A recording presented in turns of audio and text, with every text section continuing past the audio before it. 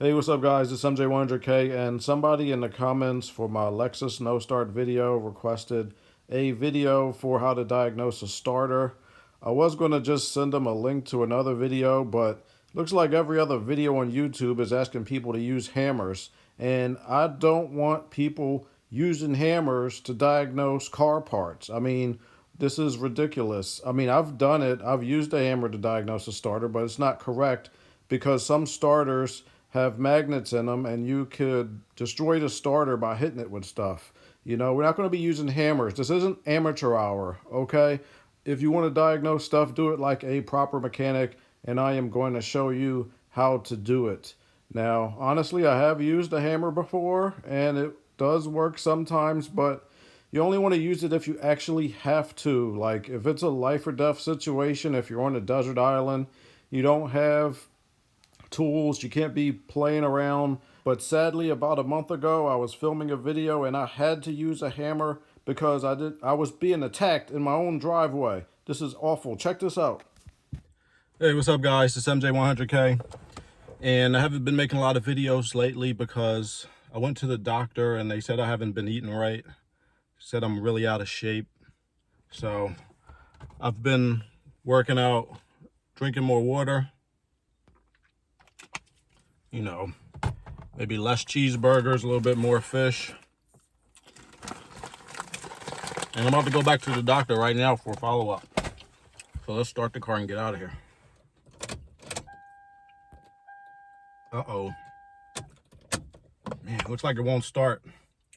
I need to diagnose the starter so I can get to the doctor's appointment. What the f? Oh my God, it's mechanic Michael Myers.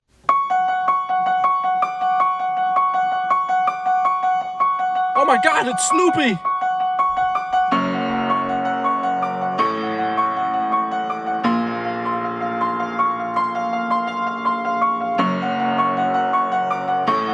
Oh my God, it's a ruffian.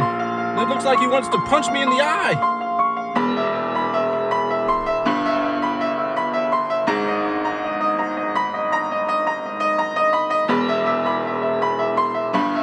Oh my God, this is a nightmare. I refuse to let these guys steal the Camry. I gotta get out of here. I need to fight back and throw some goldfish at him. Ah! Oh my God. All right. That scared him off for a second. Oh my God. I gotta diagnose the starter. I gotta get this car started fast. Maybe if I hit the starter, this will work. Oh my God. Oh my God. I'm so startled. This is crazy.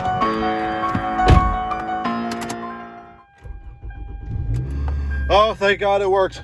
All right, I got to get out of here, you guys. I'll talk to you later.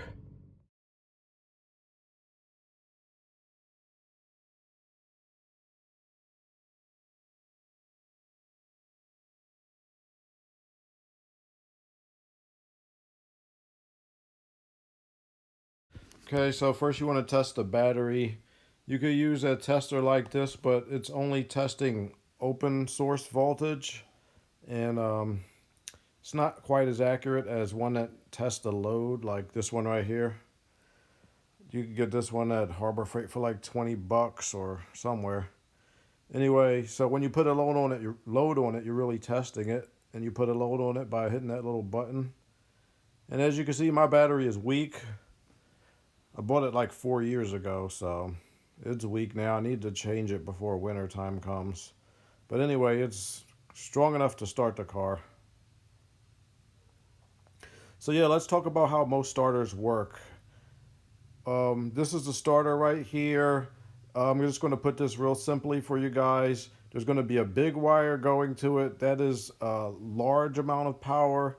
It's usually a wire between the battery and the alternator, and that's a big gauge wire. There's going to be a smaller wire too. That's the signal wire, and they use a signal wire because if you use just one big wire and had it running up to the ignition switch, it would be unsafe, because if something ever happened up there, you'd have all that power going like right to your hand, And if anything ever messed up, you could hurt yourself. So they use a very small amperage wire, which is near the ignition, and they use that as a signal to let the big wire power go through. Okay, so I found a wiring diagram online. I'm not sure if it's for my specific Camry, but it's for a Camry. The I is where the ignition is. Power flows from top to bottom.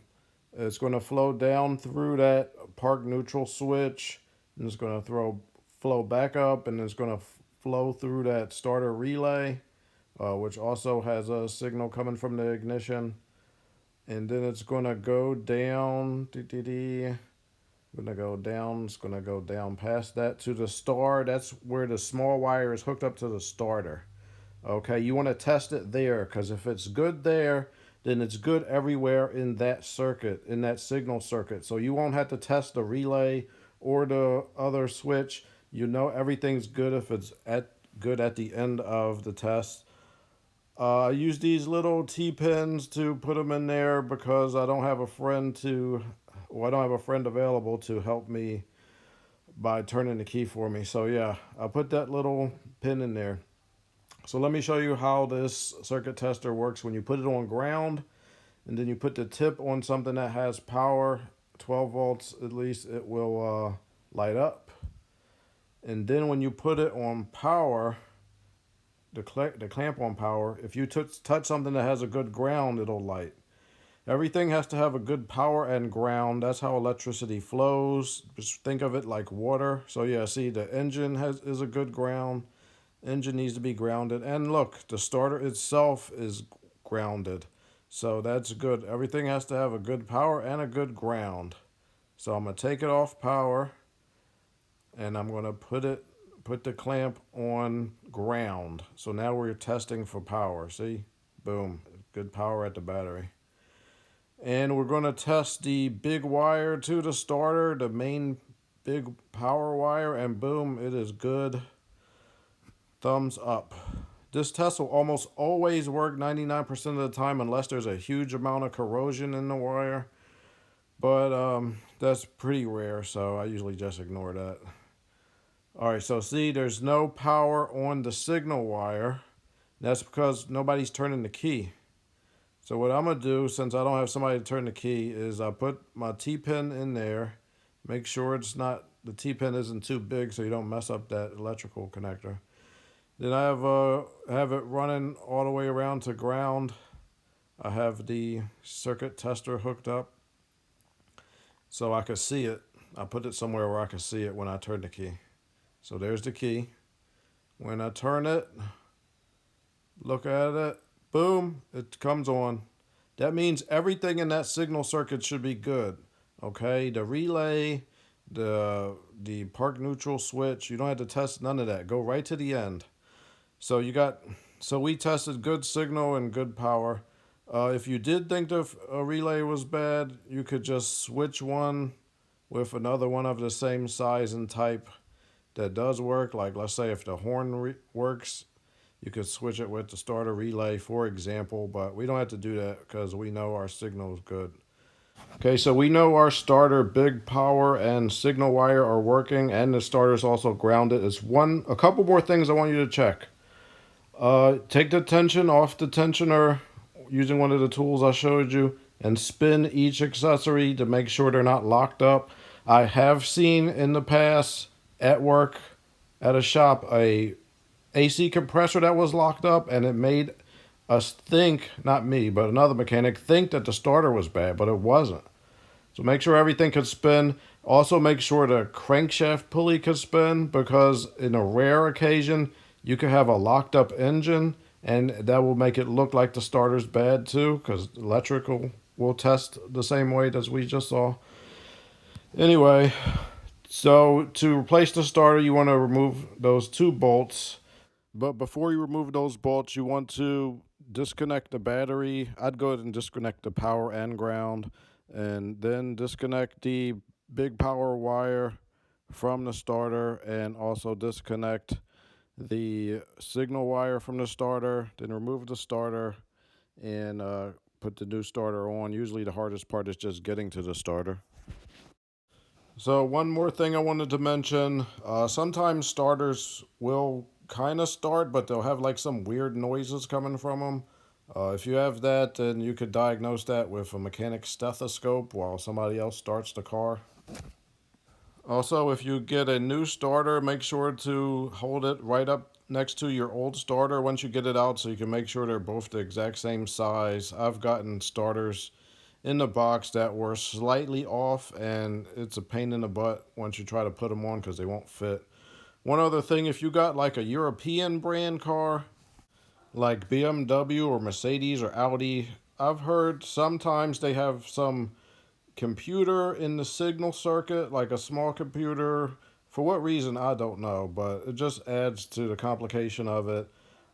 Again, if you're at start the test at the end of the line right next to the starter, if it tests good, then that little computer should be good. Anyway, if you just diagnosed your starter and fixed it, we are all super proud of you. We are all going to have a party, and we are happy that you diagnosed the starter by yourself without using a damn hammer. Enough with the hammers, okay? Who do you think this is? MC Hammer? You think you're Rick Ross? I don't think so. Thanks for tuning in and have a good one.